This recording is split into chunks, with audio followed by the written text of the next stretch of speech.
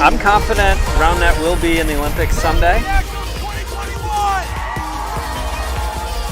Yeah, I mean, I think the potential is there. Somewhere in this game, there's a sport that millions and trillions of people want to watch. We're here with Twins round net, just won the women's division, Spikeball National Championship 2021. Gets this on. All she needs to do, Olivia Jenke will swing hard. They've got defense here. Botches the set, and the Twins are the 2021 Women's National Champions. And we are here at the 2021 professional sport. Round net champions, Twins.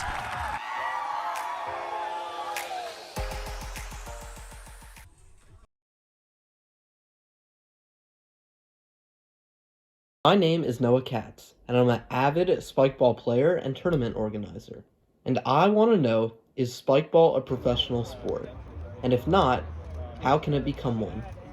Before we can identify if spikeball is a professional sport, we have to identify what is a professional sport. After extensive research and many conversations with lawyers, I determined that there is no legal definition of a professional sport. Although there is no firm definition of a professional sport is commonly thought of as a sport in which the athletes competing play the sport and them playing that sport is their primary income. So, is spikeball a professional sport right now? To get to the bottom of this, I headed up to Valley Forge, Pennsylvania, home of the Spikeball National Championship. I sat down with one of the most recognizable players in professional spikeball. Three-time national champion, multiple-time ESPN alumni, PJ Showalter. During that process, the 3 years of winning national championships back to back, Yeah. what do you consider yourself like during that time, a professional athlete playing a professional sport? Kind of. I would say professional athlete would be a bit of a stretch because it wasn't like my full-time thing. So even when I was playing, some years I'd be doing work outside of playing spikeball, or I'd be in school full-time and then playing spikeball on the weekends. But it's definitely, I'd say semi-pro at least, where you're winning tournaments and you're making enough money to pay for your travel and make money on top of that as well. He has a chance to close this one out right here. It's a good serve. Sets back on the net. Wow. That's going to be your national champions, Cusick Showalter. I also talked to Preston Bias, another one of the top players in the country. Round net is not a job by any standards. It's a pure hobby. I do it for the love of the community.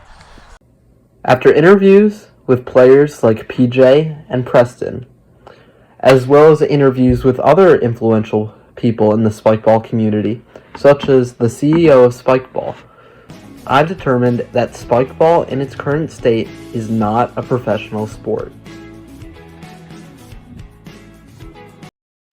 Although some players like PJ and Preston have made enough money to cover their travel and even make money on top of that through avenues such as sponsorship and the Spikeball Elite program, overall they are not able to make enough money to make spikeball a full-time sport. Although spikeball is not a professional sport yet, spikeball is extremely young compared to other sports. Spikeball's first national championship was in 2013. Compare that with baseball's first World Series, which took place in 1903, and you can see that spikeball is at the very beginning. Even compared to similar newer sports, such as disc golf and pickleball, spikeball is still extremely young. Disc golf's first tournament was in 1926, and pickleball's first tournament was in 1976. To better understand where spikeball is today, and where it can go in the future, we must first look into the past. Spikeball was originally invented by toy maker Jeff Nurk in 1989. He invented it and marketed it through the Japanese entertainment company Tommy. He cited the pitchback net, where you throw a ball into a net and it comes back to you, as his inspiration for the spikeball net. In the next 6 years, spikeball gained popularity and was played by many people. However, it slowly began fading away, in part due to outdated equipment. Now we go to 2003, where the current CEO of Spikeball, Chris Reuter, was employed at Microsoft and living a normal life. On a trip to Hawaii, he and his brothers brought their old Spikeball net to play. While on the beach, people would come up to them asking what was that game and where could they buy it. Chris Reuter saw potential in the game and started conducting market research to see if he could bring this game back. He discovered that the game's trademark had expired and there was no patent on it, so he acquired the trademark after spending only $800. He also managed to get a patent and make some design changes and improve the original equipment. Spikeball started out very slow, only making $10,000 in the first year. Over the next 5 years, it would continue to grow, generating over $1 million in annual revenue. In 2013, as it hit that benchmark, CEO Chris Reuter decided that it was safe to quit his corporate job and work on Spikeball full-time. Spikeball continued to gain popularity, and competitive Spikeball tournaments started to pop up around the country. You could now even buy Spikeball in big box stores such as Dick's Sporting Goods. While on Shark Tank, CEO Chris Reuter explained to the Sharks that this was more than a game. This was the next great American sport. While the Sharks pushed back, saying that they saw it as more of a simple backyard game, he remained adamant that this was the next great American sport. Very, very, very smart guy. I have the same concern that most of the other sharks have. The evaluation is not spike ball, it's balls with spikes. You know? So here's what I'm thinking. Your challenge is making goods and providing them to the store, right? Yep. I'll give you the $500,000, and my agenda will be to take that pain away, which is starting to do licensing, starting to do manufacturing, and shipping to the stores. That would be what I would be interested in for 25% of the whole company. On the show, CEO of Spikeball Chris Reuter accepted the deal. In the following months, the deal did not come to fruition. After Spikeball's appearance on Shark Tank, Spikeball came to the mainstream media. It was featured on publications and shows such as Dude Perfect, The Today Show, and Good Morning America. Spikeball's competitive scene has grown alongside the Spikeball Company's scene. Spikeball has now had 5 competitive Spikeball seasons and 5 Spikeball national championships. Spikeball has been featured on ESPN many times. With the continued exposure, more money has come to the game as sponsorship and other avenues of revenue come to fruition. There are Spikeball college tournaments and college Spikeball national championships. Spikeball is even being taught in regular PE classes across the country. Yet, even with this continued exposure, at the 2021 Spikeball National Championship, the first place prize for the first overall team was only $4,000. Compare that to other sports and their incredibly large salaries, and you can see that Spikeball is far below other professional sports. Many people within the Spikeball community want to see Spikeball become a true professional sport. Because of this, there's a lot of criticism from the Spikeball community and top Spikeball players within the Spikeball community of Spikeball the company. Their criticism is of Spikeball the company, and they say that the Spikeball company does not support its top players financially. Top Spikeball players have many examples of this lack of financial support and have taken the different mediums such as Spikeball Facebook groups to voice their displeasure. Top Spikeball players have cited the lack of prize money, saying that with the travel costs of getting to Spikeball tournaments, even if they win or place highly at the very top of Spikeball tournaments, they are still losing money. Not only are players often losing money due to travel costs and a lack of prize money, but even at the Spikeball National Championship in 2021, the top 16 teams in the country, who are considered the pro Spikeball teams, had to pay a $100 fee to play in the tournament. To gain a better understanding of this lack of financial support for the top spikeball players, I sat down with Will Piccone, a member of the number 5 ranked men's team in the country. We're here with Will Piccone on team Volley Llama's number 5 power ranked team in the country. So we're here at Nationals, 375 teams. We have teams from all over the country. They've been training for the whole year to get to this point. Do you see this as, in its current state of professional sport, where it is right now? I think that it has a lot of room to grow. I think it's awesome where it is right now, but I think that we can only go up from here, to be honest, because I think there's a lot of flaws still. Like at the professional level, like we had to pay to register, which I thought was pretty dumb. Like we made the pro bracket, but yeah. The company as a whole makes over $1 million. They made $30 million in sales in 2019. They have plenty of money. They can do whatever they want with the company, but This lack of financial incentive to compete in spikeball tournaments, knowing that you will likely lose money competing at these spikeball tournaments, even if you are a top player who's winning a tournament every time you play, leads to a much slower road of spikeball becoming a professional sport. Without financial incentive, there's less motivation for top players to train and become better at the sport. This means that the overall quality of spikeball matches between the top players is lower than it could be, because they have not reached their full athletic potential.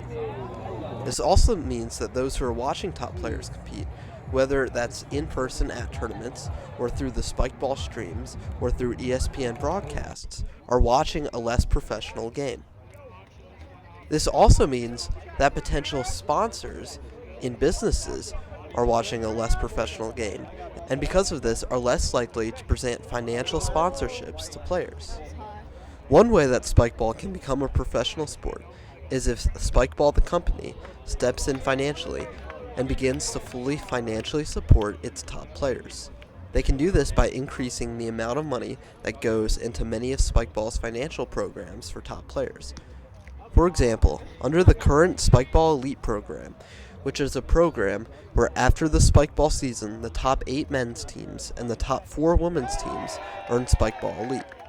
Spikeball Elite is a sponsorship where they receive travel funds, jersey funds, and are paid for attending official Spikeball tournaments. The current value of this entire Spikeball Elite package is only $1,000. If this sponsorship was dramatically increased, players would be able to afford to travel to tournaments without losing money, and in fact make a significant amount of money by playing spikeball. Another big step that the company Spikeball can make to push spikeball to becoming a professional sport is increasing the prize money that it gives during its tour series and at its national championship. Well, for winning a tour stop in 2021, the first prize was only $1,000. If Spikeball Inc. supported their players financially, both through increasing their Spikeball Elite package and increasing the prize money given at Spikeball Tour Stops and at Spikeball Nationals, they could push Spikeball towards being a professional sport. However, Spikeball becoming a professional sport will likely not occur simply because the Spikeball company has decided to support its players financially. It will likely occur slowly over time as Spikeball's audience grows, as Spikeball is presented on a bigger stage. The biggest stage that Spikeball hopes to one day ascend to is the Olympics. This is why the International Round Net Federation was formed. To get to the Olympics, a sport must build an international federation, they must foster national federations, they must execute multiple national championships, they must be officially recognized by the IOC, and they must participate in World Championship games. Once the International Round Net Federation has met these steps, they can start to petition the IOC to be included in the Olympic Games. To gain a better understanding of when spikeball can reach the Olympics, and when spikeball can become a professional sport, I talked to the CEO of Spikeball, Chris Reuter. Now, the real question everyone wants to know, will spikeball be an Olympic sport? Will it be a professional sport that, the top players can play as their true profession? I'm confident round net will be in the Olympics someday. I was talking to somebody last night, they asked me when, and my best guess was 10, 15 years.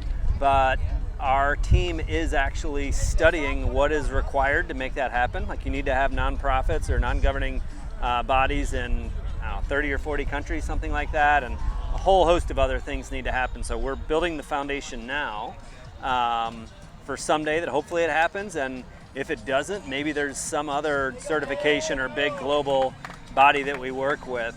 I think a lot of it is exposure. So, you know, everybody's heard of baseball, basketball, football, and a tiny percentage of those have heard of round net.